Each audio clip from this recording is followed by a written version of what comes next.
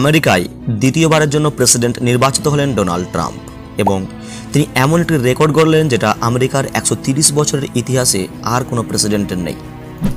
তিনি প্রথম একবার প্রেসিডেন্ট হয়ে তার ঠিক পরের বছর নির্বাচনে হেরে গিয়ে আবার ঠিক তার পরের নির্বাচনে জয়লাভ করেন।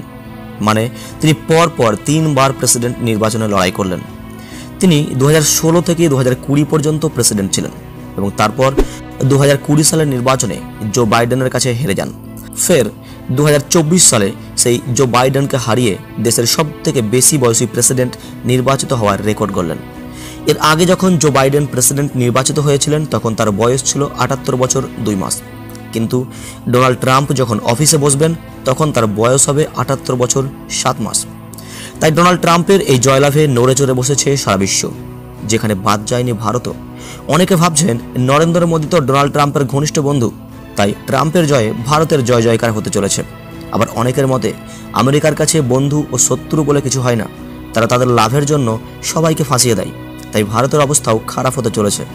তাই ট্রাম্পের জয়লাভে ভারতের কি ক্ষতি বা কি লাভ হবে সে বিষয়ে গভীরভাবে আলোচনা করেছি এই ভিডিওতে, তাই ভিডিওটি স্কিপ না করে শেষ পর্যন্ত দেখতে থাকুন। আমরা জানি আমেরিকাতে দুটি মাত্র রাজনৈতিক দল আছে, একটি হলো ডেমোক্র্যাট ও অন্যটি হলো রিপাবলিক। তাই প্রথমেই আমাদের বুঝতে হবে যে ডেমোক্র্যাট ও রিপাবলিকদের মধ্যে পার্থক্য কোথায়। বন্ধুরা, ডেমোক্র্যাটরা হলো অনেকটা লিবারাল। ডেমোক্র্যাটরা চায় সমাজের মধ্যে সবার অবস্থা সমান হোক, সমাজে ইকুয়ালিটি আসুক। এছাড়া স্বাস্থ্য সুরক্ষা ও পরিবেশের রক্ষার উপর তারা খুব নজর রাখেন। এছাড়া ডেমোক্র্যাটরা চায় দেশের সব জায়গায় সরকারের একটা খুব ভালো নিয়ন্ত্রণ থাকুক। অন্যদিকে রিপাবলিকরা হলো অনেকটা কনজারভেটিভ। তারা ব্যক্তিগত স্বাধীনতায় বেশি বিশ্বাস করে। তারা বলে দেশের সব জায়গায় সরকারের একটা নিয়ন্ত্রণ থাকবে, তবে সেটা সীমিত পর্যায়ে। ওই কারণে দেখবেন ব্যবসায়ীরা সবসময় রিপাবলিকদেরই পছন্দ করেন।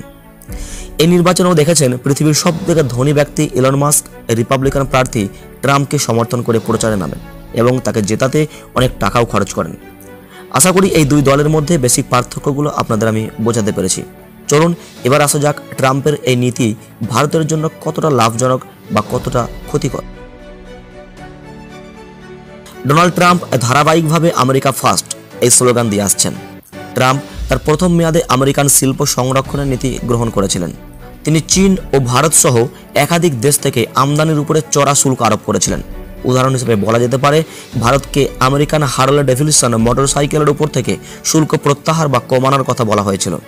যেসব দেশ মার্কিন পণ্য বা পরিষেবা আমদানির ক্ষেত্রে উচ্চ শুল্ক আরোপ করে তাদের বিরুদ্ধে তিনি কড়া অবস্থান নিতে পারেন। ভারতও কিন্তু এই তালিকায় আসতে পারে। সাংবাদিক শশাঙ্ক মোট্টু লিখেছেন, ট্রাম্পের চোখে ভারত বাণিজ্য সংক্রান্ত নিয়ম খুব বেশি লঙ্ঘন করে। তিনি চান না যে ভারত মার্কিন পণ্যের ওপর খুব বেশি পরিমাণ শুল্ক আরোপ করুক। ট্রাম্প চান তার দেশ থেকে আমদানি করা পণ্যের উপর 20% পর্যন্ত শুল্ক আরোপ করা হোক। তিনি লিখেছেন, কিছু অর্থনীতিবিদদের অনুমান অনুযায়ী যদি ট্রাম্পের শুল্কবিধি বাস্তবায়িত হয় তাহলে 2028 সালের মধ্যে ভারতের জিডিপি 0.1% পর্যন্ত হ্রাস পেতে পারে। ভারত ও মার্কিন যুক্তরাষ্ট্রের মধ্যে বাণিজ্যের পরিমাণ $20,000 কোটি। মিস্টার ট্রাম্প যদি শুল্কের হার আরও বাড়ান তাহলে ভারতকে অনেকটাই ক্ষতির সম্মুখীন হতে হবে।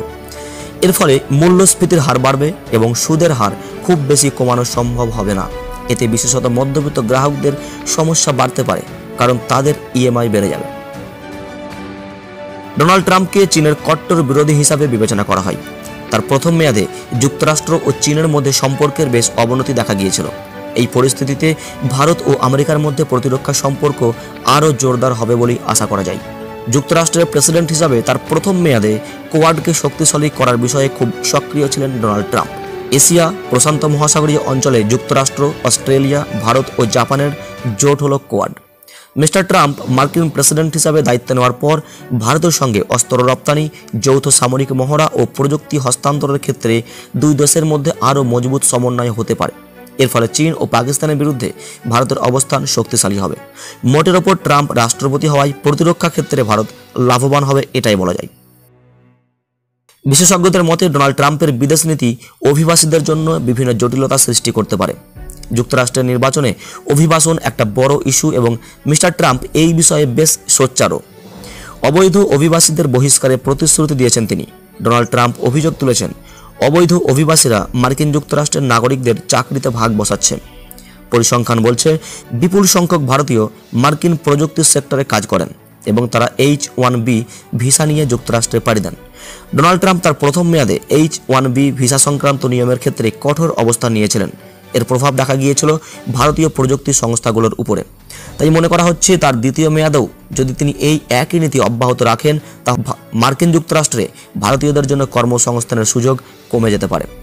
বন্ধুরা, এখন আপনারা কমেন্ট করে জানাবেন ট্রাম্প আমেরিকার প্রেসিডেন্ট হওয়ায় ভারতের কি ক্ষতি বা কি লাভ হতে পারে।